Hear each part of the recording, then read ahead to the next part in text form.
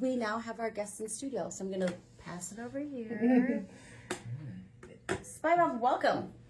I'm going to have, John and Eric, if it's okay, I'm going to have you introduce yourselves so that people can put the voice to the name.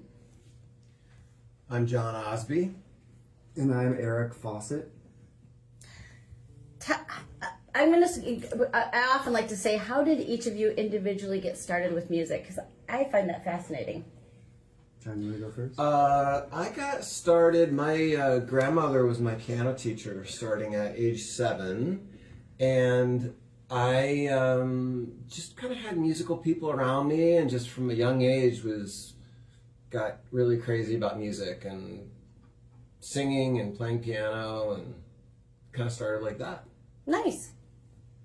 I think similarly, it was my family. I have 4 older sisters, and I was born in 1969, and I was the youngest by 5 years. So my sisters were deep. By the time I was conscious of music, I mean, Seals and Crofts and Some Donny Emerson. Osmond, I'm going to say. there was some Sean Cassidy. But Sean Cassidy was me. I was a big Sean Cassidy fan. Bad that I don't know half of these things. I'm sorry. Yeah, okay. You're just a youngin'. But Stevie Wonder was playing, Joni Mitchell was playing, and just a lot of classics. So yeah, that for me it was my older sisters.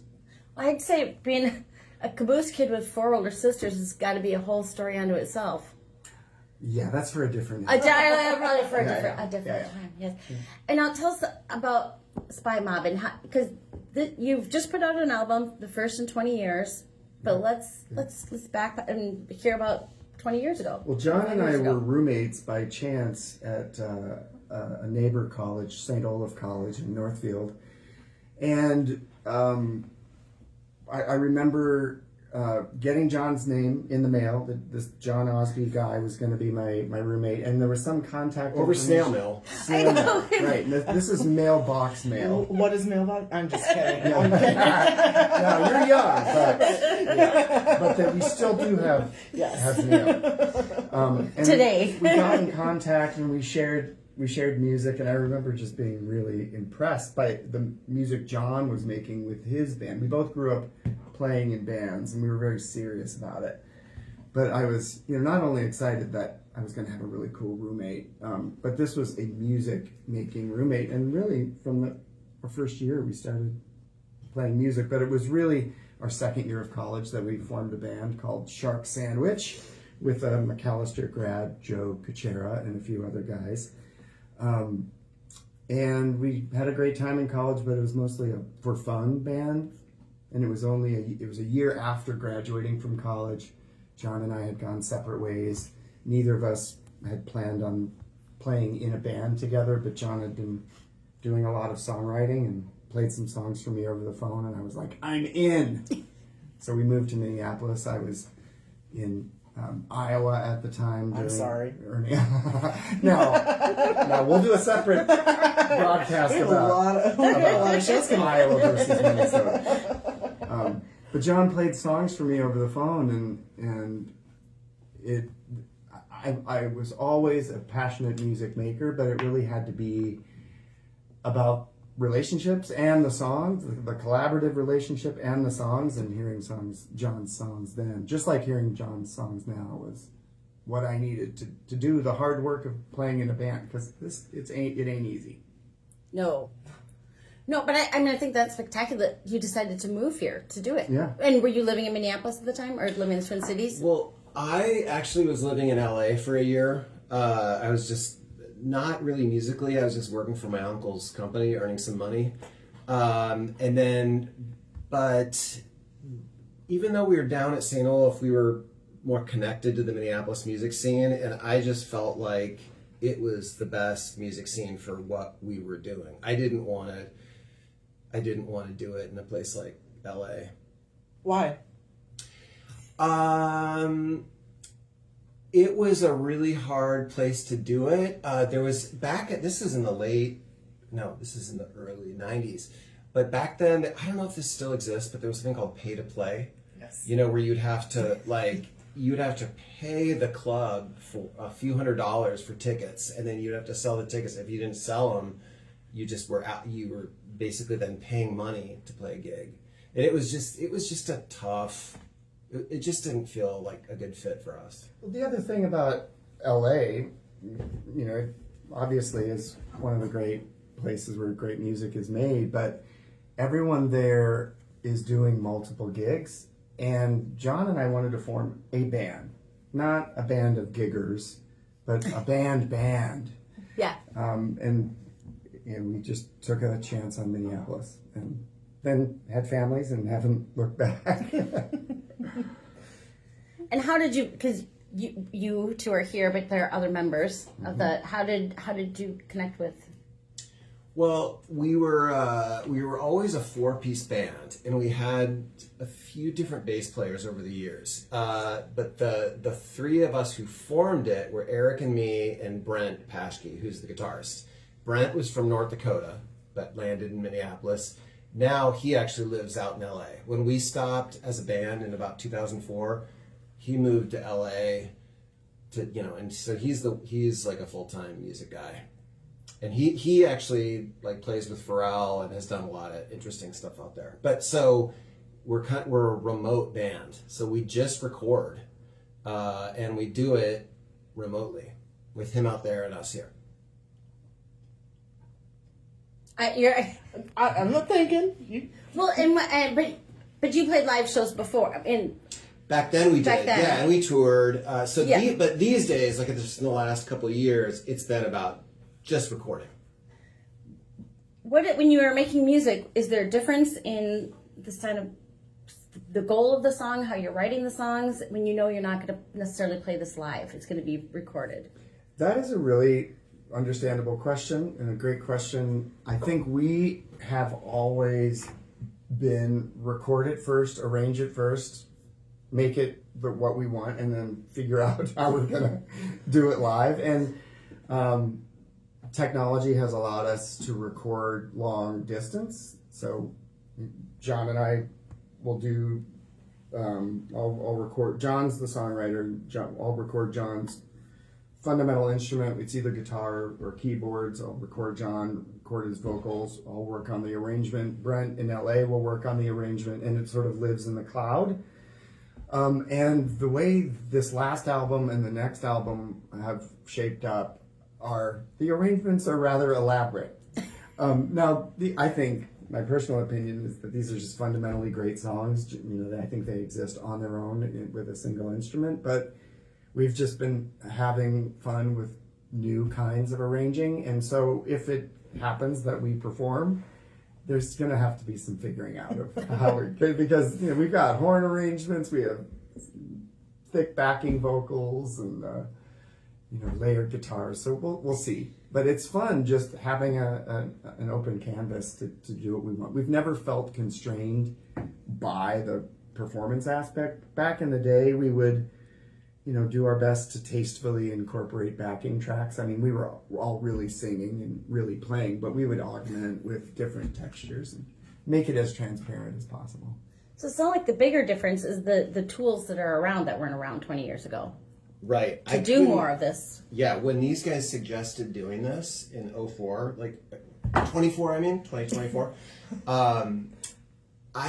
I couldn't even picture how, because we always were collaborating in the same room, working on arrangements, recording, and these guys had a little more experience with what could be done with technology, but it was completely new.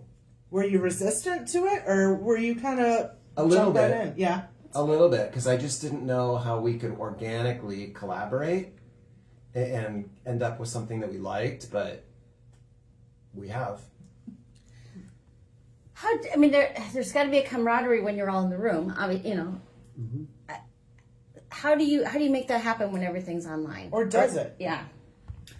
So John, I wouldn't say John was resistant. I think he was questioning skeptical. Skeptical is more like it. We were just like, well, so Brent and I actually did a long distance collaborative project, and I think I've forgotten that, where he would record stuff, I would record stuff, we would share files in the cloud, work on mixes, and so not only had we done this a lot in our musical professional lives, Brent and I, but we'd done it together. So we had a template for it. And I think all it took for John was like hearing the proof in the pudding. So Brent and I made some pudding and showed John, and he was like, yeah, that's going to work.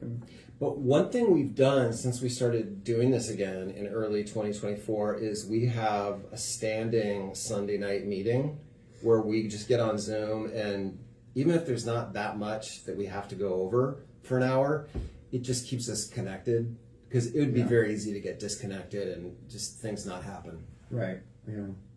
Yeah. In some ways, you're probably better connected than some of the bands that do practice together.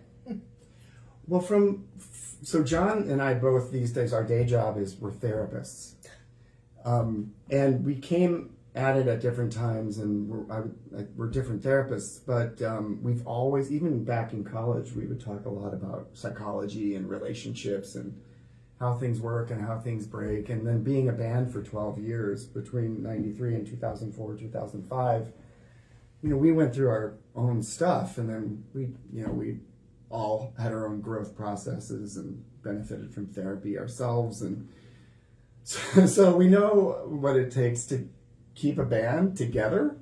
And it was, lots of communication, but not just communication, but of the right kind. And so I think between 20 years ago when we recorded our last album and now, there's just been also a lot of personal growth, and it's not a seamless process. I mean, we all go into it. John's writing songs knowing that a certain number of songs are never going to come to fruition. Brent and I are working on arrangements and doing parts that we know might get totally rejected. That's just part of the creative process. And so I think something that I think was just a really lovely happening in the making of this record is the realization of it doesn't have to be that hard. As long as we can let go of, investments in certain things and just keep an eye on the greater good, it's just been a really, I think, pretty lovely creative process for me. But one of the things that you said I really like is you're communicating in the right way. Right. Yeah. I mean, I'm thinking about any bands that would be listening, because I mean, those are some formative years that you all were together, and I'd say it's much easier to let go of my song is not me. Yeah. Than when you're younger, you're all invested in all the things. So yeah. I mean, there's so many things I could speak to in that, but yeah, there's people who have an understanding of the creative process, I think, know that a lot of what you create isn't necessarily good enough to be used. And I don't know if it's still like this, but back when we were younger playing in bands, like we grew up playing in the 80s, and the 90s, and the early 2000s, just playing in a band was as macho and patriarchal as the Marine Corps, and so there were a lot of big male egos. And I remember getting to a point where it is so hard to get things done musically when you're playing with people like that. I will not play with people like that if they have an insecurity about their playing or their writing where they need it to be accepted. So I kind of got to a point where I won't play with people like that. It's just too hard. But so we had a good culture in our band of no, we're not doing this song. All right. That's okay. It's always been a democracy. Yeah. It's been a pretty hardcore democracy, which means that, someone's ideas are not going to be accepted. And that doesn't mean that the idea was objectively bad or good. It just means that this collective has sort of a hive mind, and we go where the hive mind of Spymob goes. And there are plenty of times where Brent's or mine or John's ideas just don't get chosen. Have you ever been really bummed out? You had to get bummed by that, right? Even though it is a democracy, there have to be times where you're like, oh, come on, that was it. Well, yeah, Sure. Yeah. Absolutely. But I will say that, never in a way where I think, wow, we really screwed ourselves by not going in that direction. I really actually have a hard time thinking of times when I didn't think that the end result was the best. I heard an interview with Simon Le Bon of Duran Duran on YouTube. It just popped up on my feed. And he was talking about, I didn't know this, but they did what we have always done, which is we just split everything equally, including songwriting royalties, because then you're just free to create, because you have a lot of situations like bands where the songs are getting on the album, not because they're the best songs, but because people need the income. And so, like, oh, I need to get songs on this because otherwise I'm not going to make royalties. And then, like, the Eagles had that. And Rush and U2. Or like us, Yeah. where they didn't do that. And then it kind of mellows things out. It's like we can use the best stuff and nobody's going to be shafted money-wise. That is news to me. That makes so much sense. And that's kind of. But you have to be able to think collectively, or communally, and our culture is not a collective community. We're an individualistic culture or society. So it's a different way of thinking. To me, it's enlightened self-interest. Oh, absolutely. It actually leads to better quality music being made. And happiness with working together. Yeah. It's not a battle to the top. You're all even playing field. Well, one of the greatest realizations, and I think I started practicing this in our first 12 years, but certainly now, where there can be circumstances where when everyone's weighing in with a strong opinion, I will then feel a pressure. Well, then if I'm going to sound smart, I need to weigh in with a strong opinion. But what I learned more and more is that there are times that I don't. And then silence is a wonderful contribution. And there are plenty of times now, as we are, independent and doing all of the promotion ourselves, and there are just so many decisions week to week to make. And Brent is doing all our social media, and I just love saying, Brent, you make all the decisions, and I'm mostly fine with it. Just if there's anything you think you have to check in with me about. Yeah. But it's kind of a paradox, because the most annoying record producers to work with, we just self-produce now, but we did in the past, or engineers to work with, or musicians to work with, are the ones who really have a need to express themselves. Of course, the whole thing is about self-expression, right? But the people who have like, oh, I need to get my hands on this, they're the most annoying, because they're it's like you got to know when to get the fuck out of the way. yeah. Right, the great record producers know when they need to be involved, or musicians, and know when to, like, nope, nothing is needed from me here. Yeah. I think that it absolutely makes sense. There are times where it's like, just do it, just. And I think that's something that's lost when you're chasing for a name, like chasing that name of that one producer, that one master, and then everything starts sounding the same because you all went to the same person and he's putting his touch on it. But for you, it's very much you. Well, there's that too. I think just keeping in mind that saying nothing at all can be a really positive contribution is, I think, what's been really But helpful. those great masters or the great record producers know when to just stay the hell out of the way, and not, because it's not getting hung up on needing to express yourself. The sale has been made. Back off. Like sometimes, let's just. Yeah. Or it's flowing. Don't mess with it. Yeah. And that's a very hard. Being quiet is hard because you got to do it all damn day. It's like not doing something is often the very right answer. You're never done not doing it. Right. Should we listen to some of the new album? Yeah. What would you like to play? Or is there a song on here with a great backstory you would like to share? Well, do you have a preference? On Tuesday, we have a song coming out called It's Not the Only Way, which, even though it's coming out on Tuesday, you can certainly play it. Or you could play like Forever in Time. Maybe let's start with Forever in Time. Sure. Do you want to give us any backstory on it, or should we just jump in? This is the first song that John put the guide vocals and piano down for. And what we thought were guide vocals in recording are just the initial take. It's just so everyone... Scratch vocals. Scratch vocals. is another name for them, so that people have things to play their instruments to before we do the final vocal later. But so John sang this song one time, and we decided On a cheap mic. on a cheap mic, not as nice as this one, Ooh. and we kept it.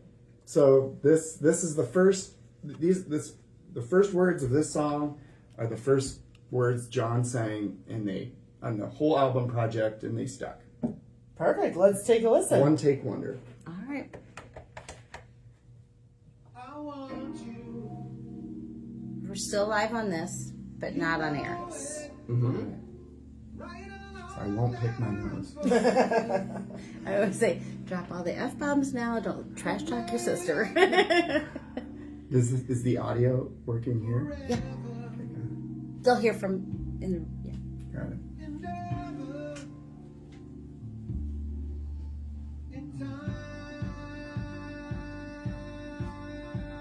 If you guys want to dance.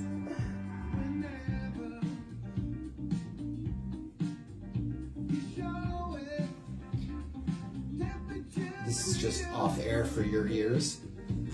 But But we're And on live air here? then. oh, we are. Yeah. That's why. Oh, I never mind. Yeah. You can I talk mean, after We the were show. about ready to reveal something yeah, I was gonna say. about the next album. That's why I like to. No, well, you'll tell us afterward. Yeah, but I want to stop you if that's where the live stream will hear it, the radio won't. But this will be the. Got it. Yeah. There was an incident where I forgot to turn it off, and someone and I had a conversation that went a little longer than it should have. I was like, well, thank God it was at the end. I can just. Is this on YouTube? It will be. It will be. Right now it's live on Facebook. Oh, And then God. she'll transfer it to YouTube. Yeah. Well, hello, all Facebookers. Yes, there you go. Both of you. Yes, right. Exactly. I used to be able to archive the whole show, and now it doesn't work anymore. It's college radio. And McAllister doesn't make me fixing anything because it's one of those high risk, low reward. I went on to the Mac YouTube page and looked for college radio videos, but I didn't see any. No, this would be, well, actually, it's probably my personal. I think I have mostly Minnesota music. Got it. Inherent, it's new people at least every 2 years here. So that, some would be all into doing that and some wouldn't. And I think, Got it. let's see. How far back does this graffiti go? That's a good question. Every now and again, I think I came in one time and a lot of it was painted a few years ago. Huh. I remember in college the studio was in the student union across the way, but I think it's been in the basement for a long time. I think. So you were at St. Kate's, so you came over here in college? Well, yes, because I dated out of the McAllister pool. Got it. And you So found I- yourself down here. Well, in the studio that was over there, just Oh, once got or it. twice. Yeah. Yeah. But I spent time on the campus, so So it moved. It's been here a long time. I think we've had 2 people who were like, "Oh, I remember when it was over there." Does Bob Mold ever come back? And He did graduation. He did, yeah, he did the graduate. And it was actually Greg Norton was saying, "Oh, I remember when it was over there." So, Oh, cool. Yeah. Yeah, he did 2 years ago. Who, Bob? Yeah, I think that was last year. last And then year. we had Greg on the show a couple Did he months give ago. the commencement speech? Yes. Was it good? I don't know. We just saw flyers around for it and it Yeah. was in the paper. And I wonder Yeah, if it's on YouTube. I would think so, but I don't know. How about the Walt Mink guys? I don't know if they're ever around. But I think that they live in the neighborhood because I think one of my kids is friends with the grandkid of some, Hey. yeah. St. Paul. Well, Joey Warwicker, the drummer, went on to play with like REM and Beck and Yeah, they've been a lot of, well, like St. Olaf, it's a smart school with a lot of art folks. yeah.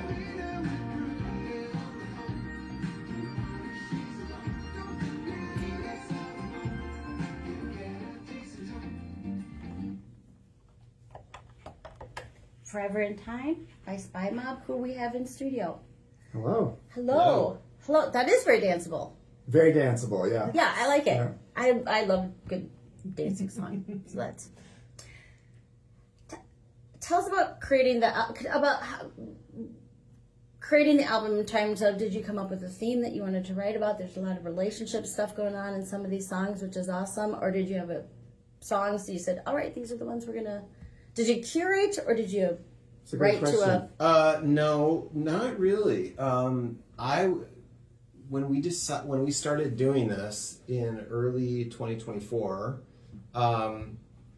and between then and now, we recorded this, and we're about 3/4 through recording our second record in this phase. But no, it was just about kind of writing, just trying to have material that we could record. And Shortly before we started, John started writing, knowing that we could record. John was like, "Okay, well, I guess that means I have to start writing again." And he had recently sold his grand piano. yeah. So do you have the little Schroeder piano that you're working Didn't have on? anything. I ended up going to Guitar Center, just getting something cheap to use, just to write on. But yeah, so but no, it was. I mean, there are a lot of relationship kind of breakup songs Yeah. there. It wasn't really intentional. Just kind of came John out that is way. happily married. Yeah, I am. Yeah. But yeah, it's just how it happened. Just get it out of your system, and I and this was about the toothpaste. I have written songs, but I don't consider myself a songwriter. But I've gotten to know, as a drummer, you get to know a lot of songwriters who hire you to then drum for them. So I've known a lot of songwriters, and something that I find so interesting, even though I've been doing this for 1,000 years, is I always expect John to say, where this song came from in particular. At any given song on the album, I might be like, "John, tell me the story behind that song." He's like, "I just wrote it. Like, I just wrote it." And as an arranger, that's my passion, that's my love, and I'll find myself just weeping, arranging that, not Forever in Time so much, Right. but there's some real songs of loss and pain and transition and I don't know. Are you feeling deep emotion when you're writing what for me are these deeply emotional songs? Oh yeah. And then sometimes you kind of realize, oh, okay, this is what I'm writing about, right? But what I love about songwriting is there's so many songwriters I love where what the song kind of means to me may mean something completely different than intended. I mean, that's what is so exciting to me about songwriting, how it can mean different things on different levels. So all of us, I think, we're coming to making this record being in a pretty, knock on wood, good place in our lives. We have the space to do it. We didn't stop making music because we didn't like each other. We stopped making music because we couldn't afford to make music together at that time, and we had just so much else going on. So we're coming to this with more space and more sort of resourcing in our nervous systems to do it. But the songs, there's a lot of pain on the record, and John was over at my house one day working on vocals or something, and he was walking through my hallway, and I have this painting in my hallway of a young woman sort of lying face down on a bed. And it was created by this great artist that I love named Julia Vickerman, who actually creates a lot of edgy modern art and actually animates for ABC and Disney. Oh, wow. She's really, really cool, really edgy. This is one of her sort of less edgy pieces, but it's an original oil painting. And John's like, this would make a great album cover. And it does speak to the kind of forlorn, despair of the record. But classic John is he'll write a song about a heavy topic, but then embed it in a happy sounding song. So this isn't a sad feeling record.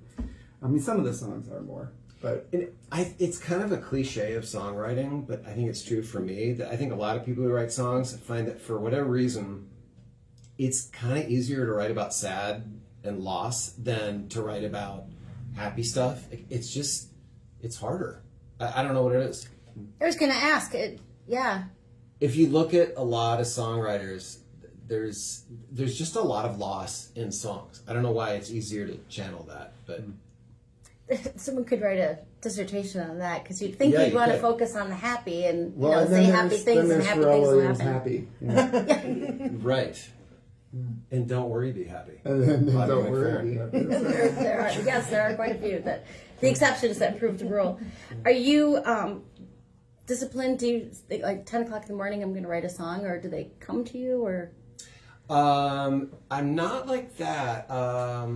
It's more like it's different at different times, but like the last few years of doing it since we started up again, it's more like when I would have been reading or watching TV or scrolling on my phone. It's just kind of this entertaining thing I do in between other stuff. Sometimes at work, I've got a break and I'm revising lyrics. It's just kind of, I don't even know when I do it. I just do it kind of at random times.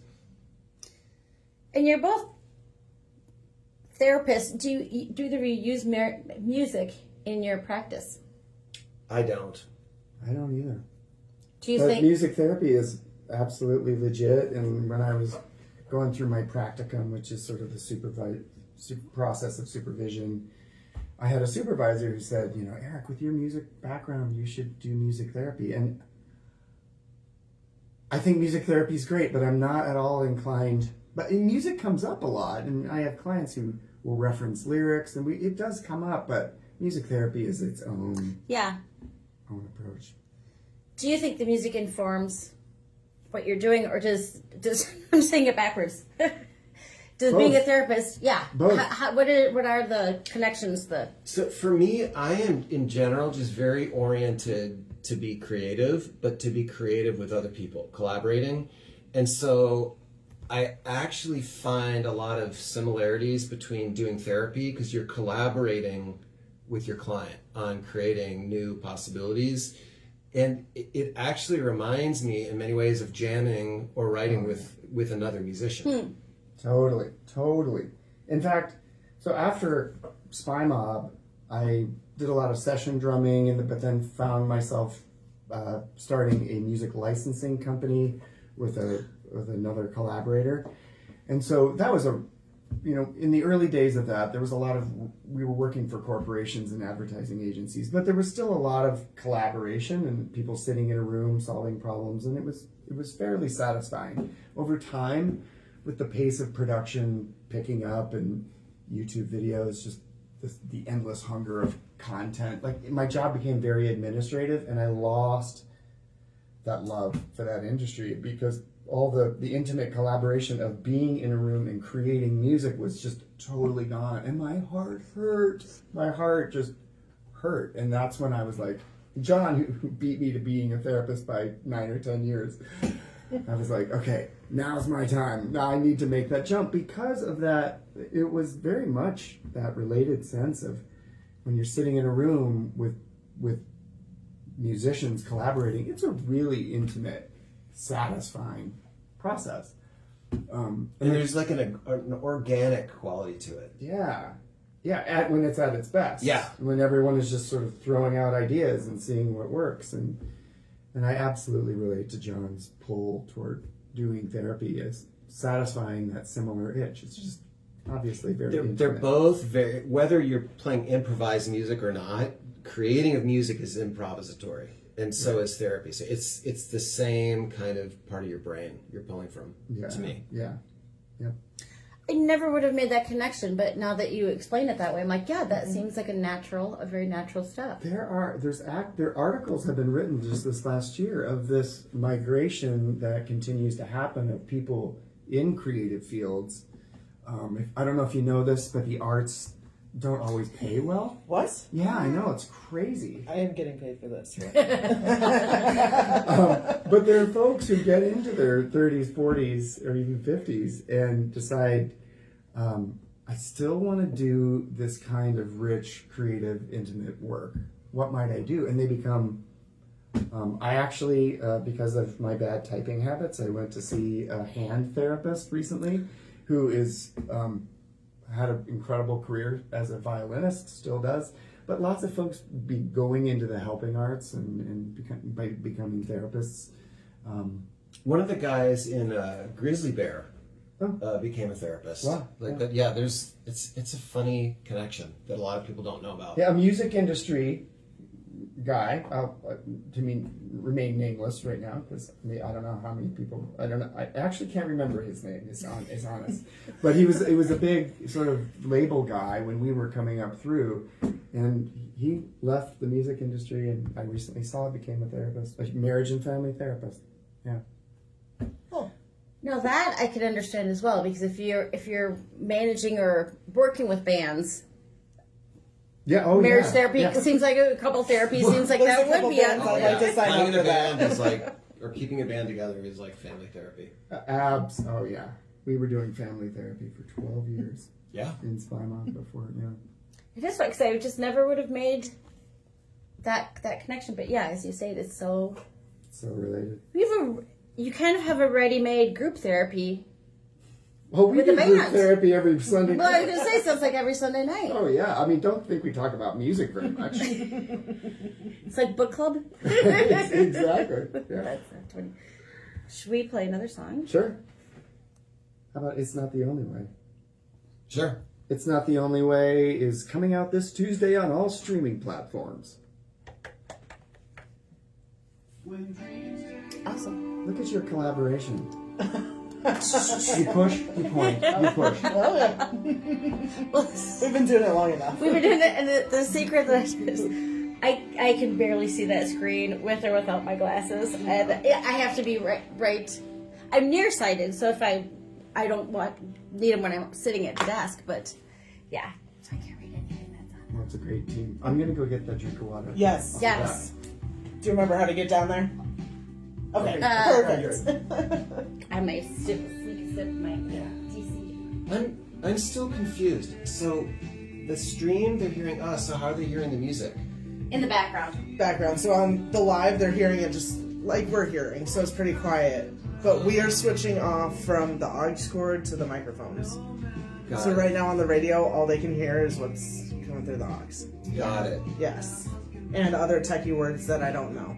That makes sense. And then when you set it up for YouTube, You'll hear the talking.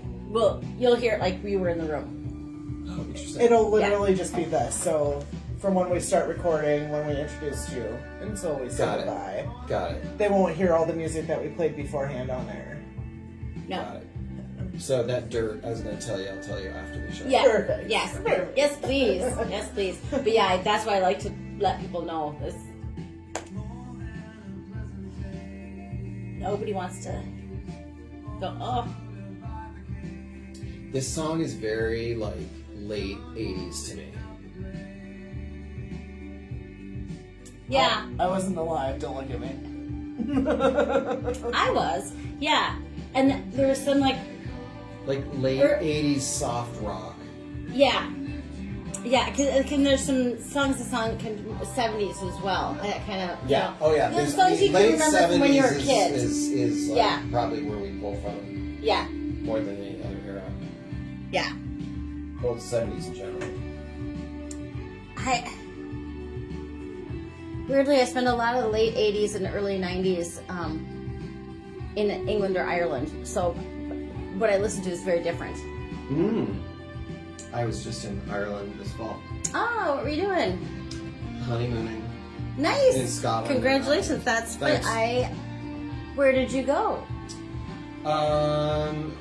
Dublin, Galway, where else? I'm forgetting the names of the towns. Just cruising around a bunch of times.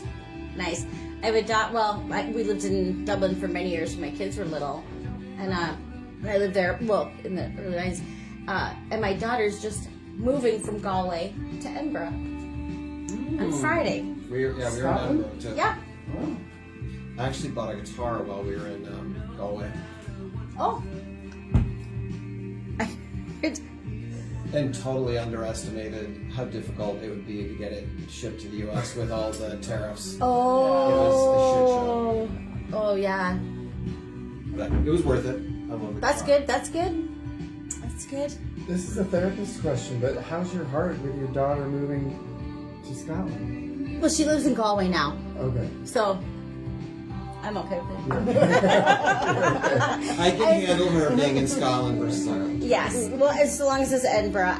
She's moving on Friday, and then she wants to get a little settled, but she wants me to come visit right away. And I'd like to be there for the Fringe Fest, which is in August. But also, I don't want to pay $2,000 for a ticket, so we'll see what. She was just home. I have two who live away and one who lives with me. So I see them a few times a year. I try to visit each of them at least once, and then they come home for Christmas usually, and then they come home right about now. So it's But when I was that age, I lived overseas too. So I'm just like that. Payback. People kind of do what their parents do. It's funny. Yeah. Of like following trends like that in families. Yeah.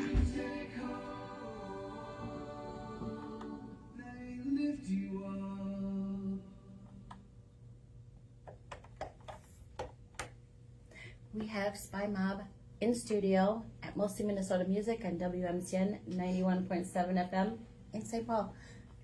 Welcome. Thanks again. Thank you Welcome. for having us. Yeah, I mean, we were just talking a little bit for folks. One wasn't in the room about the sound of the songs, and there's kind of some late '80s, some '70s. It's very 20th century. It's very 20th century. I like it. There are just certain, there's certain songs, if you're a certain age, I'm looking at someone who isn't. You're like, oh, I remember the couch that I was on when I was listening to that, and that just so much of that vibe that I really appreciate for the new. And this song is coming out on Tuesday? On Tuesday, yeah. And in contrast to some of the other lyrical content, I mean, this one's a very uplifting song. Yeah. When dreams take hold, they lift you up off your feet, which is it's very clearly uplifting. It is visually uplifting. It's actually though this was intentional that it is uplifting and yet it's sort of ambiguous. See, you have to bring us down again. Like the idea that dreams you'd sometimes lose your grounding. I mean, that was the intention. Got it. The unintended. I was thinking So much for happy. Well, and I was thinking you were going to say sometimes dreams are nightmares. Remember that whole thing, contribute when you should, and just silence is okay. I do like that. I like that. Yeah, well, I mean, and we had a lot of heady experiences as a band. There was a time. It was a very dramatic time after we had gotten signed by Epic Records, and then we were dropped from Epic Records, and our dreams had been shattered. And then this up-and-coming kingmaker Pharrell Williams came along and picked us up off our feet, and that was a really great time. But there was a lot of uncertainty too, so cuts both ways. Well, flesh that out a little bit, because that must have been a roller coaster and a half to experience all of that. Yeah, oh yeah, the whole thing, I mean, being in a band and going for it is a roller coaster. There's just any time someone asks me advice or is talking about their own journey, and I have 3 kids, and 2 of them seem to be going headlong into the arts, and their mom is a choreographer, dancer, and they've seen firsthand that you sign up for a roller coaster. So the goal is to find a middle ground always. So when things get heady, or when things are really low, you're really relying on good relationships and sleep and taking care of yourself. And so how many musician stories do we hear that involve coping strategies that aren't very healthy? And I think a big part of that is that even when people are at a high level, being in the entertainment business is so feast or famine, more than a lot of people realize. And I think that is part of that lack of stability is part of this, just the cliche or the stereotypes of all the chemical dependency problems and whatnot. Yeah, lots of highs and lots of lows. So what advice do you give to your kids about that? Asking for a friend here. Just do it if you really love it, but know that you're not forced to do it, and know that this art is not your soul. That you are, if you choose to make art, you're doing it with all of your insides, but that if you decide not to do it or to make it more of a sidebar in your life or a hobby, that is totally legit. My co-parent Sarah and I have never force-fed the arts to our kids just because it is hard. And I remember my daughter, who's I think an amazing actor, I remember her she's just getting really stressed out about an audition that she had to do, and I said, just know that your relationship with auditions doesn't have to be this upsetting, and it's going to have to not be if this is going to be sustainable, and there's going to be plenty that you're going to lose, and you're going to lose most of them, and if you can accept that as a norm and have a sufficiently balanced life, great.